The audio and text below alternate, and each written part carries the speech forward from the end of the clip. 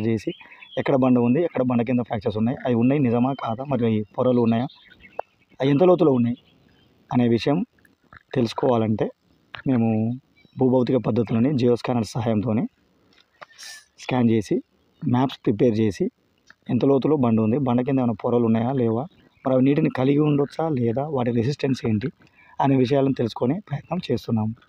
మరి జియాలజిస్ట్ చూస్తే 100% సక్సెస్ అవుతుందా అంటే వాళ్ళకి అనుభవం ఉంటుంది. జియాలజీ కోర్సులో చదివి ఉంటారు. Osmania university, Kakatiya university, Mahatma Gandhi university, Hyderabad central university, ఐఐటీలలో చదివి ఉంటారు. పిహెచ్డి చేసి ఉన్న వాళ్ళు ఉన్నారు చాలామంది.